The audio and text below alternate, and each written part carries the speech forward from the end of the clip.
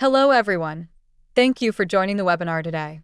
At the end of the hour, you will be fully briefed on the submission process for your 2026 Information Security Plan. I will review government code requirements, provide an overview of the Spectrum portal used to capture submissions, and the submission process. I'll review notifications you can expect to receive during the submission window and the resources and support available through DIR. State agencies are required to submit a security plan by June 1st of every even-numbered year. You can see the relevant chapters of Texas Government Code 2063 here. You'll notice that Texas Government Code references have been updated to Chapter 2063 from 2054. The submission of the security plan is now a requirement of Texas Cyber Command legislation. Plans will still be submitted through DIR's Spectrum portal. The Texas Cyber Command was created by House Bill 150 in the last legislative session with an effective date of September 1, 2025. Legislation requires the command to present a consolidated report of aggregate security plan data to state leadership by November 15th of each even-numbered year. The objective of the Consolidated Security Plan report is to help enhance the state's overall security posture. The report will include correlations between variables, provide insight into security program advancements and challenges, and propose initiatives and possible solutions to enhance security across the state. You submit your security plan to the command. The command consolidates the information submitted and provides a consolidated report to state leadership. The Information Security Plan consists of 3 primary sections: security objectives, the vulnerability report, and the executive written acknowledgement of risk. There are 42 security objectives and 33 vulnerability questions that you are required to complete. Also, an additional 4 security objectives may be required that I'll discuss later. Resources to assist with the security plan submission have been updated to reflect changes made for 2026. You can access these resources from the DIR Security Plan webpage. Later in the presentation, I'll talk in depth about each section of the plan and changes you can expect to see later in this presentation. A security plan record will be created in Spectrum for each required reporting entity. If you submitted a security plan in 2024, your security objectives will be pre-populated with your maturity scores from that plan. You will need to update each security objective score to reflect any maturity changes since your 2024 submission. The 2026 submission template has substantially changed from 2024. Changes include a revised template for security objectives, updated vulnerability report questions, and a new format for the plan export. The process to enter maturity scores will look different. You will enter a single maturity score for each security objective. That score will range from 0 to 5, up to 2 decimal places. Previous years required that you utilize percentages that totaled 100. Also, we've added information about associated NIST 800 to 53 Rev 5 controls for reference and added additional supporting helper text for clarity. The 2024 DS2 objective, related to web or mobile application implementation, has been changed from performing beta testing to an objective reflecting PII collection and the need to ensure applications collect only the minimum elements of PII needed, and applications include a privacy notice. For 2026, we expanded the vulnerability questionnaire to 33 questions from the previous 28 and redesigned questions to more accurately capture relevant and actionable data about the state's overall risk exposure. This is a critical piece that is summarized in the command's consolidated report to state leadership and can be an effective method of conveying both security challenges and opportunities to improve the cybersecurity readiness of the state. Executive leadership should understand and actively manage cybersecurity risk as a business risk and make strategic decisions about resource allocation and risk tolerance. The security plan can help with this. We heard your feedback about this requirement. You told us that the current export of the security plan from Spectrum was difficult to read and even harder to communicate. We've improved the format and included additional context to help communicate the information being submitted. Quick note here. The Management Approval and Acknowledgement section has been renamed to Executive Acknowledgement of Risk to more closely reflect the requirement in code. All the changes I've just reviewed were made in response to direct feedback to improve your experience with the submission process and formatting of the executive report used to communicate the content of the submitted plan to your leadership. I'm going to briefly review the framework and model for the security plan template. The security objective section of the plan asks you to provide a maturity score for 42 security objectives. These objectives are the same 42 objectives included in the Texas Cybersecurity Framework or TCF assessment. Maturity is evaluated based on the degree of implementation and level of optimization of processes. The TCF is aligned with the National Institute of Standards and Technology, NIST, Rev 5 controls, and is divided into 5 concurrent and continuous functions: identify, protect, detect, respond, and recover.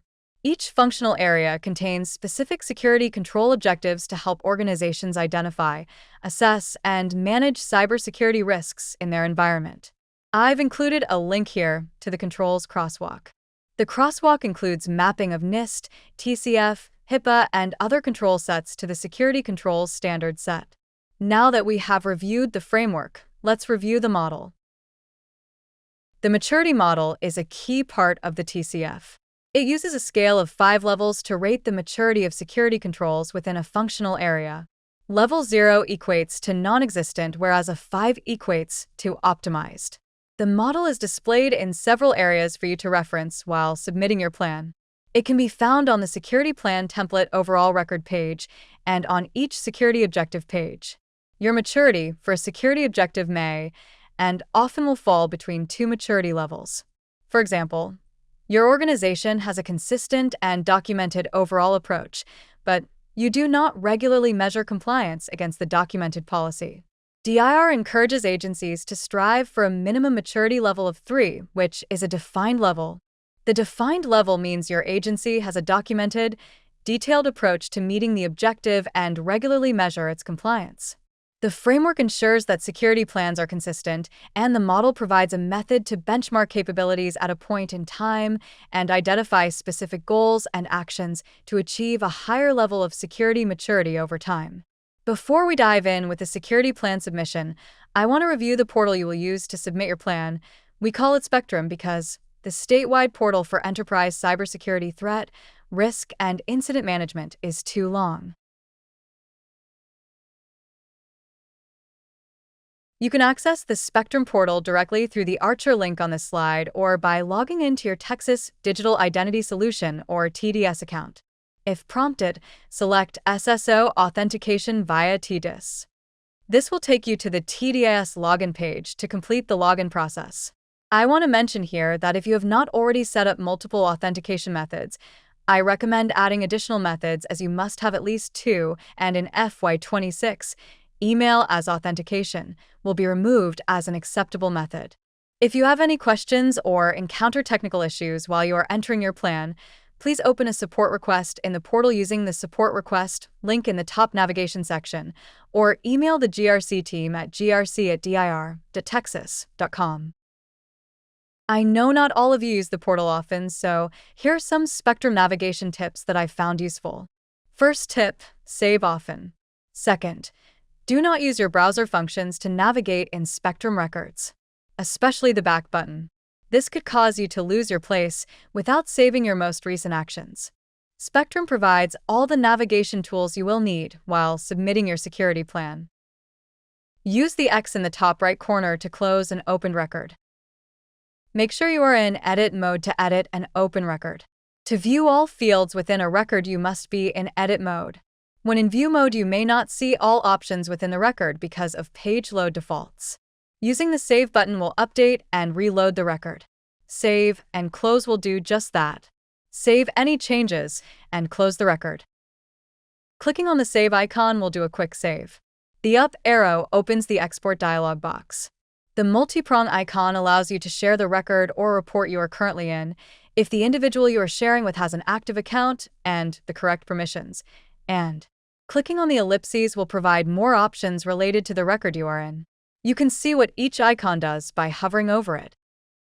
Click on blue question marks to access helper text that provides additional context or instruction.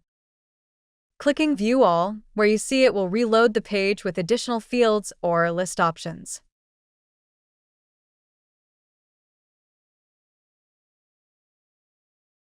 Okay, let's get to the security plan. There are a couple of different ways to access your plan. The Security Plan dashboard is the main landing page and the easiest way to access and track the status of your submission. You will see My Org's security plan in the upper right corner of your ISO Home dashboard. You can also navigate to the Security Plan dashboard and each specific section of the security plan through the navigation menu on the left side of your screen. Through the dashboard, you can directly access your 2026 overall security plan record. Let's look at the Security Plan dashboard. The Security Plan dashboard is where you will find information in a single view with the ability to drill down into each widget within the page. In the top right, there are links to instructions and a PDF version of the 2026 Vulnerability Report for reference. You may download a copy of the template for reference, but you must complete all parts of the plan template in the portal. You can quickly see your overall status, how many of the security control objectives you have completed, and other information about what has been submitted so far. In the next few slides, we'll look at the different areas of the dashboard in more detail. The Security Plan template overall record shows the tracking identification number associated with your 2026 plan, your overall status, percent of completed security objectives, and status of each section of the plan. This section also includes the security plan due date, which, if I haven't mentioned before, is June 1st. Other sections that will be accessed through the overall record include web/mobile applications, maturity model, security plan objectives, vulnerability report, objectives with low average maturity, and executive acknowledgement of risk. Objectives with low average maturity will display any objectives with low maturity and allow you to provide a roadmap for those objectives.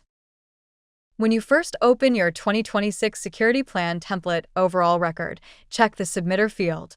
The Submitter field may be pre-populated with the active ISO or IRM for your agency. The submitter is the individual who will be submitting the plan for your organization.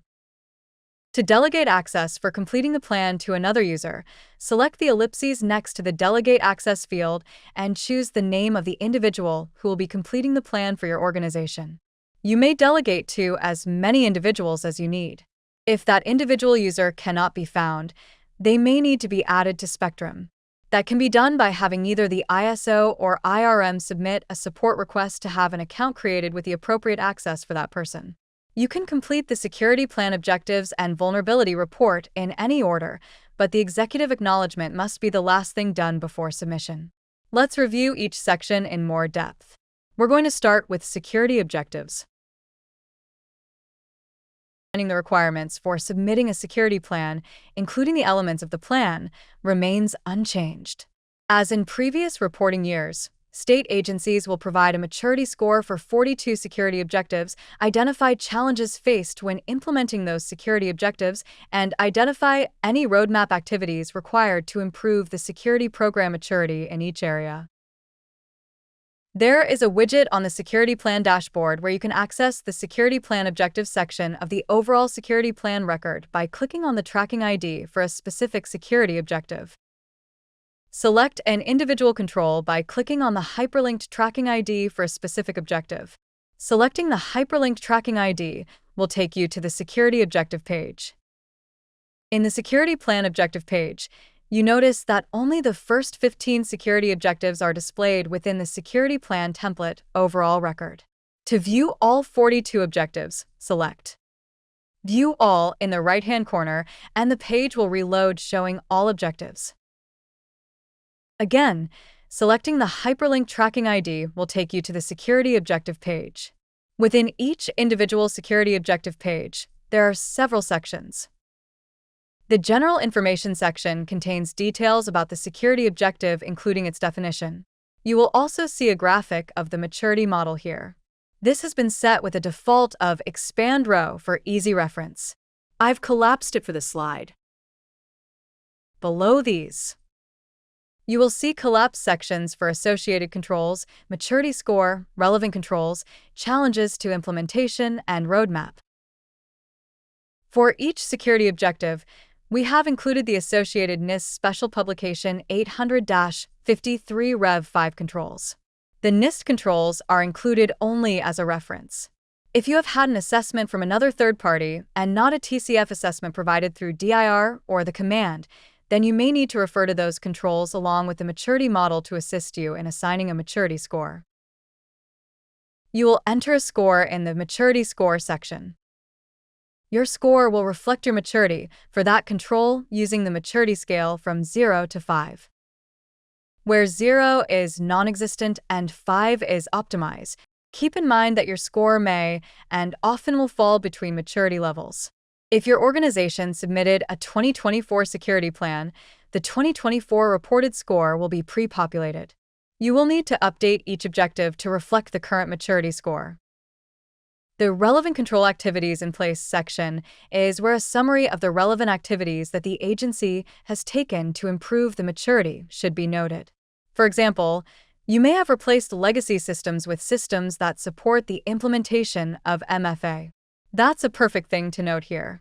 You will see these open text comments field in the Relevant Controls, Challenges to Implementation, and Roadmap sections. These fields can be viewed only by users with authority to do so. This information will not be included in the Consolidated Security Plan report to state leadership.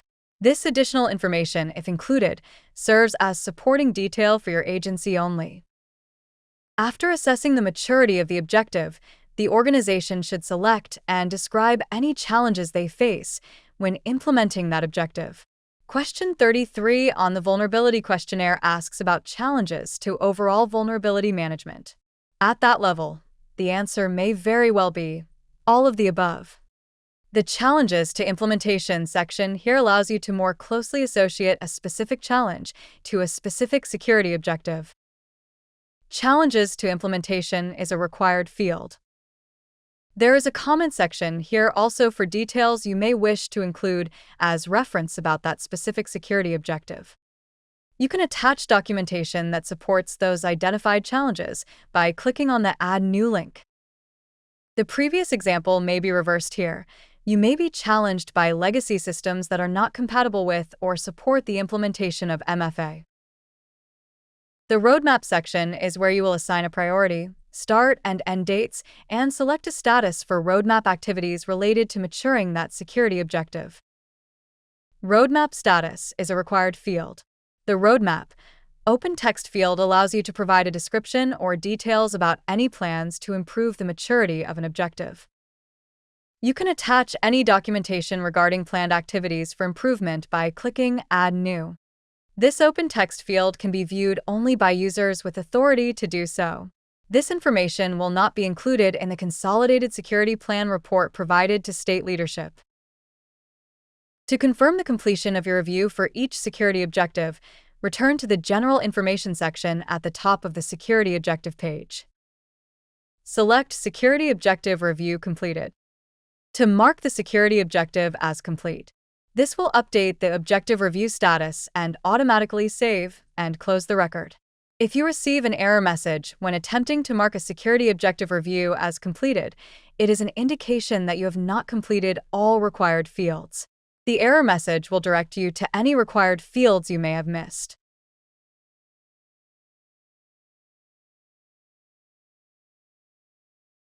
Texas Government Code 2063 Section 405 requires state agencies that plan to implement an internet website or mobile application that processes any sensitive personal or personally identifiable information or confidential information to submit a biennial data security plan to the command not later than June 1st of each even-numbered year.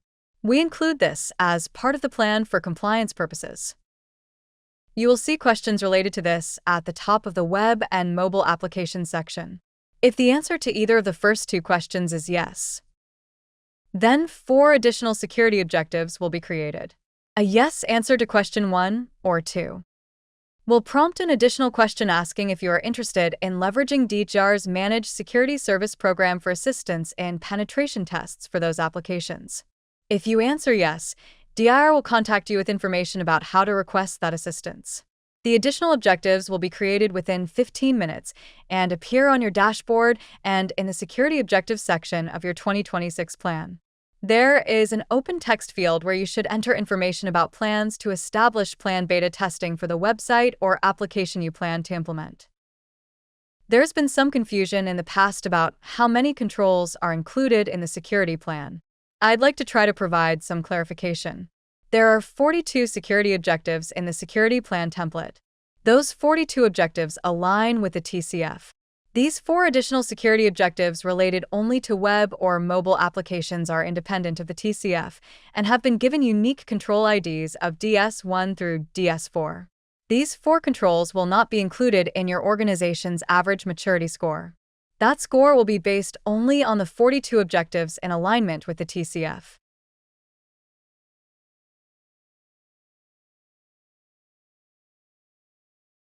The next section of the security plan is the Vulnerability Report.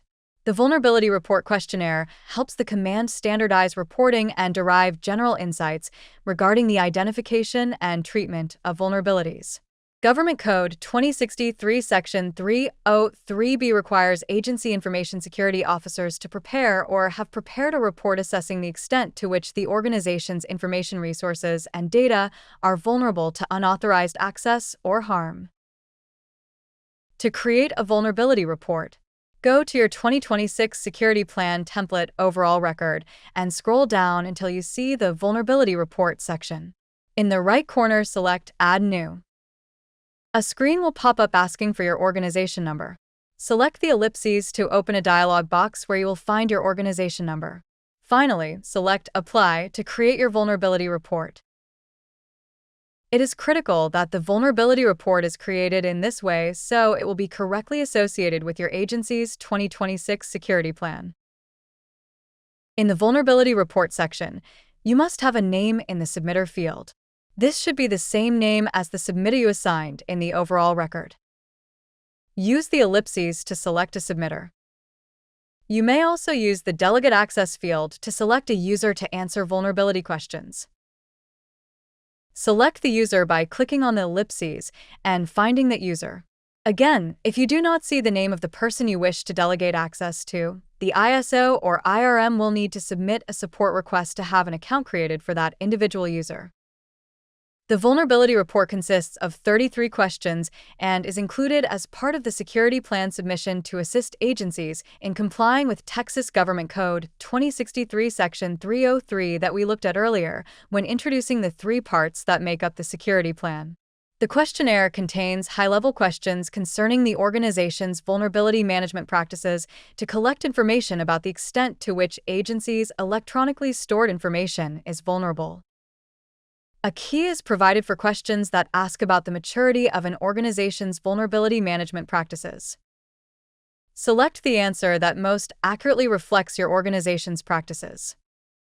Clicking on the sticky note icon for each question allows you to add comments related to that question and upload any attachments you would like to associate with a particular question within the vulnerability report. Any comments included in the vulnerability report will not be included in the consolidated report sent to state leadership. Once you have completed all the questions, it is time to submit. To submit the vulnerability report, ensure that the submitter field has been populated and that the % complete field equals 100%. Then select the Actions drop-down box in the upper left-hand corner and select Submit Vulnerability Report. You should now see a green check mark next to the Vulnerability Report section on your security plan. The final piece of the security plan is an executive written acknowledgement of risk. Let's look at that more closely. The executive acknowledgement of risk is included as part of the security plan submission to assist agencies in complying with Texas Government Code 2063 Section 403. Which requires agencies include a written acknowledgement of risk identified during the planning process, signed by the organization's executive staff. An agency's executive staff are required to sign an acknowledgement form stating they've been made aware of the risks identified in the submitted security plan. Your submission is not considered complete until the executive acknowledgement of risk has been signed, with either a wet or digital signature, and uploaded to the portal. I hope you find the new format to be as helpful as I think it is. In this section, you'll need to provide the names and titles of the executives who will be acknowledging the risks identified and included in the security plan submission. If you need to add additional leadership, use the Add New function. Once all security plan objectives and the vulnerability report section have been completed, select the Generate Executive Summary and Acknowledgement Form button to export the report. If the objectives or vulnerability report is not complete, then the report will not populate correctly. You will see the confirmation that your export is complete. Access the file to see the report. The Executive Summary Report will contain a high-level summary of the Texas Government Code requirements, information about the security plan maturity model and functional areas, web and mobile applications, if applicable, and the responses to questions in the vulnerability report. The maturity model and functional area definitions are provided up front for context around the security plan structure. The executive report also contains a breakdown of your responses for each security objective and your vulnerability report selections. The executive acknowledgement of risk is included at the end of the executive report. This is what the list of individuals you provided earlier will sign. Once the executives have signed the report, you will upload it to Spectrum. This report replaces the standalone executive written acknowledgement of risk from 2024. Upload the completed executive summary and acknowledgement form to complete the executive acknowledgement of risk section. Select Add next to the Security Plan Acknowledgement Form field and follow the prompts to upload the signed report. You may substitute your own report instead of the Spectrum-generated report. If you do this, be sure to include the executive written acknowledgement of risk language from the Spectrum export in your report. You are now ready to submit your 2026 security plan, but let's take a moment to make sure. Verify that each of the 3 key status fields on the security plan template overall records show completed and have a green checkmark. If they do, you are ready to submit. To submit your 2026 security plan, select the Submit Agency Security Plan button next to the Save and Close button in the top left corner of the screen. Congratulations! You've completed your 2026 Information Security Plan submission. For information purposes, I want to briefly cover notifications and support for the submission process. You will receive reminder emails from the Spectrum portal/Archer. There are 4 types of emails you can expect. 1. Notification that your security plan has been created. You can now access your security plan dashboard. 2. Monthly email notifications will be sent to you if you have not started or have started but have not submitted the plan.